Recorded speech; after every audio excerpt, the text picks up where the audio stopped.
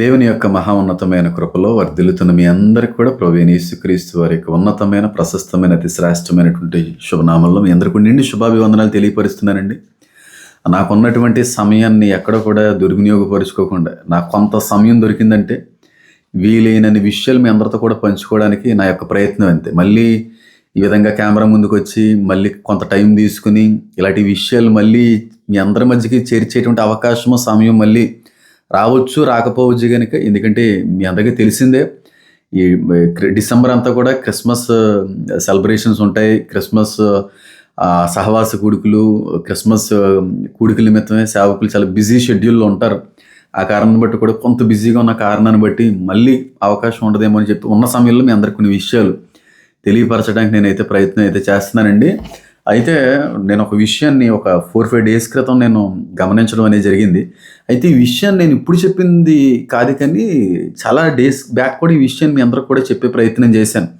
ఎందుకనంటే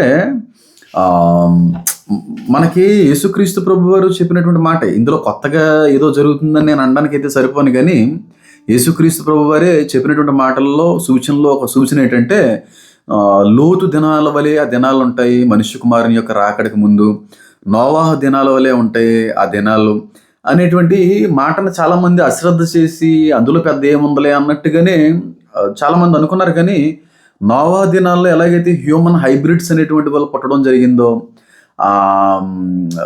సహజ సిద్ధమైనటువంటి మానవుని యొక్క జన్మకు భిన్నంగా ఆర్టిఫిషియల్ హ్యూమన్స్ ఎలాగైతే పడద్రోయబడినటువంటి దేవదూతల మూలంగా కలిగారో, అదే పరిస్థితులు ఈ మధ్యకాలంలో ఎక్కువైపోతున్నాయి. నానో రోబోట్స్ కావచ్చు, లేకపోతే ఏఐ కావచ్చు, ఆర్టిఫిషియల్ ఇంటెలిజెన్స్ కావచ్చు, లేకపోతే ఆర్టిఫిషియల్ ప్రెగ్నెన్సీస్ కావచ్చు, ఆర్టిఫిషియల్ ఊమ్స్ కావచ్చు, ఇవన్నీ కూడా జరుగుతున్నప్పుడు నోవాహు దినాల వలె మన దినాలు ఉన్నాయని అర్థమవుతుంది. లోతు దినాలను బట్టి మనకు అర్థం అవ్వాల్సింది ఏంటంటే, గే కల్చర్ ఎక్కువైపోద్ది.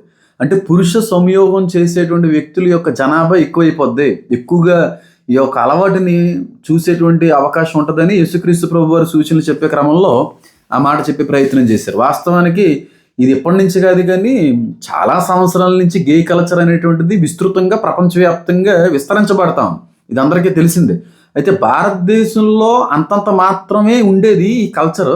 అయితే రీసెంట్ డేస్లో మేము ఏ దేశంతో కూడా ఏ విధంగా కూడా తక్కువ కాదన్నట్టుగా భారతదేశంలో కూడా గే కల్చర్ అనేటువంటిది, గే సంఖ్య అనేటువంటిది చాలా అనూహ్యమైనటువంటి రీతిలో పెరిగిపోయింది. ఇది నేను చాలాసార్లు ఈ విషయాన్ని కూడా మీ అందరికీ చెప్పి, ఇది ఒక రాకడ సూచన అండి. ఇది ఏదో కల్చర్ మారుతుంది, మనం అందరం కూడా టెక్నాలజీలో పెరుగుతున్నాం, అభివృద్ధిలో పెరుగుతున్నాం అని అనుకుంటున్నారు, కానీ ఇదంతా కూడా రాకడ సంబంధిత సూచన. అది లోతు దినాల వలె జరుగుతున్నాయి. దినాలన్నీ కూడా పురుష సంయోగం ఎక్కువైపోతుంది, అలాగే గే మ్యారేజెస్ కూడా ఎక్కువైపోతున్నాయని చాలాసార్లు చెప్పే ప్రయత్నం చేశాను. అయితే నాకు ఒక న్యూస్ ఒకరు పంపించారు, నేనైతే చాలా ఆశ్చర్యపోయాను. ఏమనంటే, ఒక వ్యక్తి ఒక పురుషుడిగా పుట్టే ఒక వ్యక్తి ట్రాన్స్గా మారిపోయాడు, ట్రాన్స్జెండర్గా మారిపోయాడు. ఆ వ్యక్తి ఏమంటాడంటే, యేసుక్రీస్తు ప్రభు వారి యొక్క సిలువును పట్టుకొని, ఈ సిలువులో టీ ఉంది అంటే పైభాగం ఈయన కొట్టేశారు. ఇంకా ఈ నచ్చినట్టుగా మార్చుకునే ప్రయత్నం చేస్తున్నట్టున్నాడు. సిలువ నిలువు గీత అడ్డగీతలో పైన అడ్డగీతను తీసేసంట సిలువులో టీ కనబడుతుంది.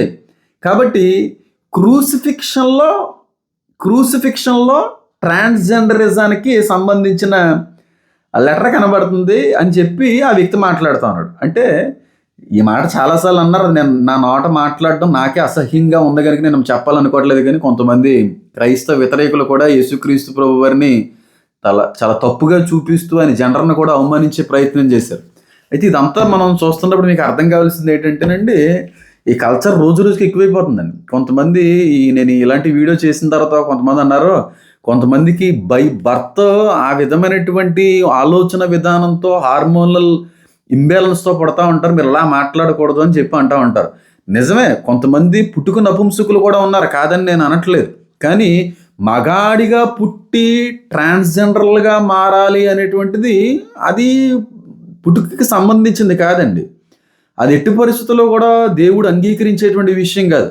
అది సాతానుగడి పెట్టేటువంటి ఆలోచన విధానం. అంటే ఇప్పుడు సొదొమ గొమొర్రాలో కూడా అందరూ కూడా ఆ విధంగా పుట్టిన వాళ్ళు అంటారా?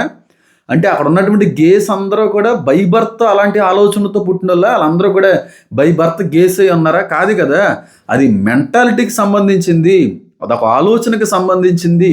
ఇది సాతానుగాడు ఆ విధమైనటువంటి రీతిలో దేవుని యొక్క సృష్టికి వ్యతిరేకమైనటువంటి ఆలోచన విధానంలో మనుషులు నడిపించే ప్రయత్నాలు చేస్తున్నాడు అనేటువంటిది మనకి రావాలి తప్ప, దాని మీద సానుభూతి చూపిస్తూ దాని మీద పాజిటివ్గా రియాక్ట్ అయ్యేటువంటి కొన్ని మాటలు నేను విన్నాను కాబట్టి నేను చెప్తున్నది ఎంతవరకు కూడా సరైనది కాదండి. కల్చర్ ఇంకా ఎక్కువైపోతుందండి. కొన్ని మాటలు చెప్తే చాలా అసభ్యకరంగా, చాలా అభ్యంతరకరంగా ఉంటాయేమో అని నాకు అనిపించి నేను మాట్లాడలేకపోతున్నాను. కానీ ఇంచుమించుగా నేను ఒక విషయాన్ని గమనించాను. హైదరాబాద్లో కొన్ని హాస్టల్స్లో, జెంట్స్ హాస్టల్స్లో సుమారుగా అక్కడ రూమ్కి ఒక 40-60 మెంబర్స్ ఉంటే అందులో ఇంచుమించుగా 80% మంది గే కల్చర్కి అలవాటు పడిపోయినటువంటి విషయం నా వరకు వచ్చినప్పుడు నేను చాలా స్టన్ అయ్యాను. కాబట్టి మనం అనుకుంటున్నాం ఇది కొంతమందిలో మాత్రమే కనబడేటువంటి బిహేవియర్ అని, కానీ మన పిల్లలు మనం గ్రహించుకోలేకపోతున్నాం. హాస్టల్లో పిల్లల్ని పెట్టేస్తున్నాం, పిల్లలు బయటికి వెళ్తున్నారు అని అనుకుంటున్నాం తప్ప వాళ్ళు అసలు ఎవరితో తిరుగుతున్నారు, ఎలాంటి రిలేషన్స్ అనేటువంటివి కొనసాగిస్తున్నారనేటువంటి ఆలోచన మాత్రం మనకు లేకపోయింది. కనుక మనం జాగ్రత్త పడవలసినటువంటి దినాలే ఉన్నాయని కూడా నేను ఎంతగానో కోరుతున్నానండి. ఎందుకంటే నాకు తెలిసినటువంటి ఒక వ్యక్తి ఒక వయసుకు వచ్చిన తర్వాత ఇంట్లో వాళ్ళు సంబంధాలు చూస్తుంటే నేను వద్దు, నేను చేసుకోను అంటున్నాడంట. ఏంటి చేసుకున్నాడంటే నాకు ఇంట్రెస్ట్ లేదు, ఇప్పుడు పెళ్లి చేసుకోవాలని ఆలోచన లేదని అంటున్నాడు. కనుక సరే ఆ వ్యక్తి సెటిల్ అయిన తర్వాత, ఒక మంచి ఉద్యోగంలో సెటిల్ అయిన తర్వాత చేసుకుంటాడేమో అని వదిలేశారు. ఒక 4-5 ఇయర్స్ తర్వాత ఆ వ్యక్తి 30+ క్రాస్ అయిన తర్వాత పెళ్ళి ఎందుకు చేసుకోవట్లేదు అని చెప్పి ఎంతమంది ప్రెజర్ చేసినా, ఎంతమంది బలవంతం చేసినా ఏ విధమైనటువంటి స్పందన కూడా సరైనదిగా ఇవ్వలేదు. అయితే ఆ కుటుంబంలో ఉన్నటువంటి ఒక ఎల్డర్, ఒక కజిన్ వచ్చి కూర్చోబెట్టి కొంతసేపు కౌన్సిలింగ్ ఇచ్చే విధంగా మాట్లాడితే ఆయన చెప్పాడంట, నేను ఆల్రెడీ ఒక అబ్బాయితో రిలేషన్లో ఉన్నాను కాబట్టి నేను ఆ అబ్బాయిని విడిచిపెట్టి నేను ఉండలేను, నేను ఆ అబ్బాయిని పెళ్లి చేసుకుంటాను తప్ప పొరపాటును కూడా నాకు వేరే సంబంధాలు చూడొద్దు అని చెప్పి అన్నారంట. అయితే ఈ వ్యక్తి ముందు నుంచి కూడా ఇదే ఆలోచన విధానంలో ఉండేవాడంటే కాదంట. ఆ వ్యక్తి స్ట్రైట్ వేరే అబ్రాడ్కి వెళ్ళేటువంటి సమయం వరకు కూడా స్ట్రైటే పెళ్లి సంబంధాలు చూడండి అని కూడా చెప్పి వెళ్ళిన వ్యక్తే. కానీ అక్కడ కల్చర్కి అలవాటు పడిపోయి ఆ విధంగా మారిపోయారు. ఇంకొక అమ్మాయి గురించి కూడా చెప్తాను. ఇటు రాజమండ్రికి ఆ పరిసర ప్రాంతాల్లో సంబంధించిన వ్యక్తి, చాలా సౌందర్యవతి, చాలా ఉన్నతమైనటువంటి గుణం కలిగినటువంటి వ్యక్తి, మంచి పేరుగాంచినటువంటి కుటుంబానికి సంబంధించినటువంటి ఆ కుమార్తె, ఒక సహోదరి. ఆవిడ కూడా పెళ్ళి అంటుంటే అసలు కుదరదు అంటుంటే రీసెంట్గా వాళ్ళ ఫ్రెండ్స్ ఎవరో చెప్తే వాళ్ళ ఇంట్లో వాళ్ళు తెలిసింది ఏంటంటే ఆల్రెడీ వేరే అమ్మాయితో ఈ అమ్మాయి రిలేషన్లో ఉంది. ఈ అమ్మాయి ఒక లెస్బియన్గా మారిపోయింది. అంటే ఒక స్త్రీ ఉండి మరొక స్త్రీతో సంపర్కం పెట్టుకునేటువంటి ఒక అలవాటులోకి వెళ్ళిపోయింది. ఇప్పుడు ఆ అమ్మాయి కూడా చేసుకుని అంటుంది. ఈ కల్చర్ అనేటువంటిది ఆల్రెడీ ప్రపంచవ్యాప్తంగా విస్తరించబడిందండి. ఇదంతా కూడా దేవుని యొక్క రాకడ సూచనండి. దీన్ని ఎవరో కూడా గమనించట్లేదు, దీన్ని ఎవరో కూడా పట్టించుకోవట్లేదు. కాబట్టి బైబిల్ పెట్టినటువంటి నిబంధన ఏంటంటే మగవాడి ఉండి ఆడదాన్ని పెళ్లి చేసుకోవాలి, ఆడది మగవాళ్ళని పెళ్లి చేసుకోవాలి తప్ప పురుషుడు ఇంకొక పురుషుని కలవకూడదని చెప్పి వాక్యం సెలవిస్తుంది. స్త్రీ మరొక స్త్రీని ముట్టకూడదని చెప్పి వాక్యం సెలవిస్తుంది. స్త్రీ పురుషుని యొక్క వేషం వేసుకోకూడదని వాక్యం సెలవిస్తుంది. పురుషుడు స్త్రీ యొక్క దుస్తులు కూడా ధరించకూడదని వాక్యం సెలవిస్తుంది. అంటే దీని అర్థం ఏంటంటే ఎప్పటి నుంచో ఇలాంటి అనుభవాలు, అలవాట్లు కలిగినటువంటి వ్యక్తులు ఉండేవారు. అది సాతానుగాడు ఆ విధంగా పడద్రోయబడినటువంటి దేవదూతలు మనుషులకి ఆ విధమైనటువంటి అలవాటుని నేర్పించానంట. రీసెంట్గా కూడా హైదరాబాద్ ఐటీ సెక్టార్లో ఎన్ని హెచ్ఐవి కేసులు అండి, 20 సంవత్సరాలు కూడా దాటవండి అమ్మాయిలకి అబ్బాయిలకి. ఎంతమందికి ఈ విషయం తెలుసో నాకైతే తెలీదు. ఒకవేళ ఈ విషయం మీ వరకు వస్తే అప్రమత్తం అవ్వండి, జాగ్రత్తగా ఉండండి. మన పిల్లలు ఎక్కడో ఉద్యోగాలు చేసుకుంటున్నారులే, ఎక్కడో వాళ్ళు బాగానే సెటిల్ అయిపోయారులే అని వదిలేస్తే కుదరదు. కానీ అసలు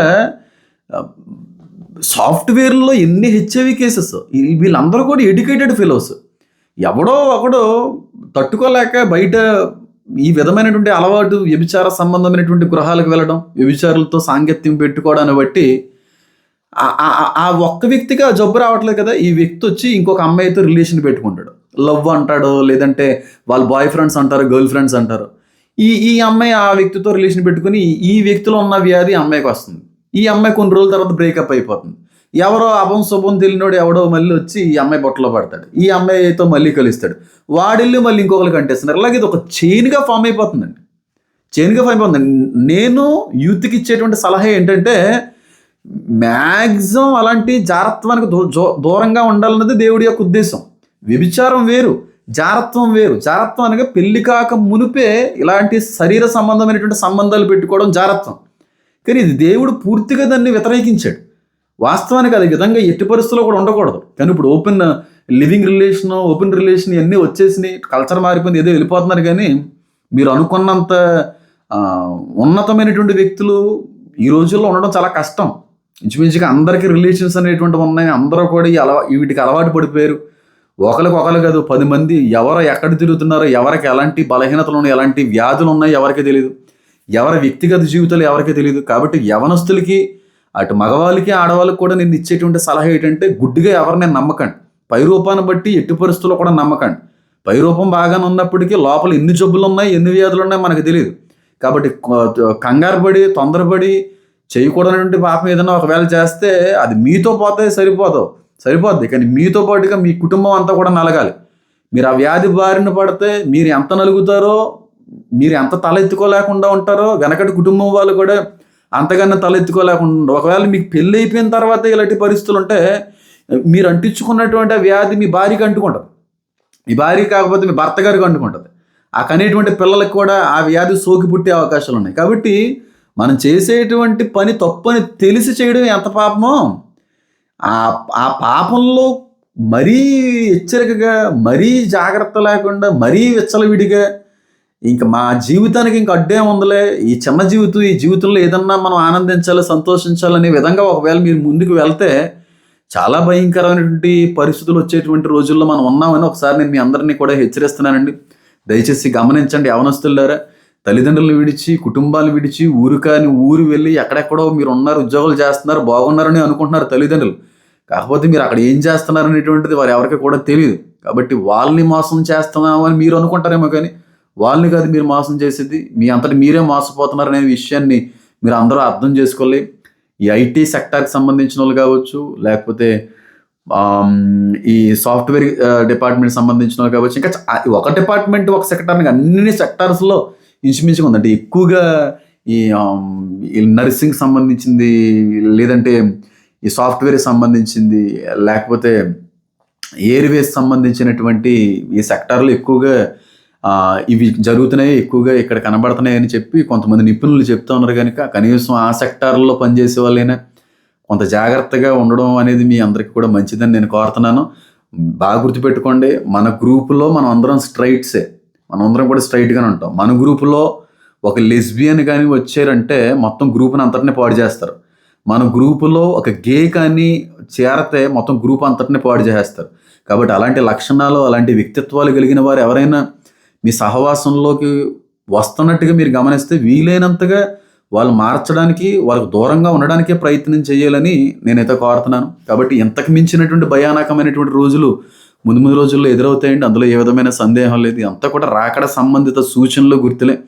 కాబట్టి అందరం కూడా జాగ్రత్త పడదాం, సిద్ధపడదాం. అనేక మందికి మేలుకొలుపు కలిగే విధంగా ఈ వీడియోని షేర్ చేయడానికి కూడా ప్రయత్నించాల్సి నేను కోరుతున్నాను.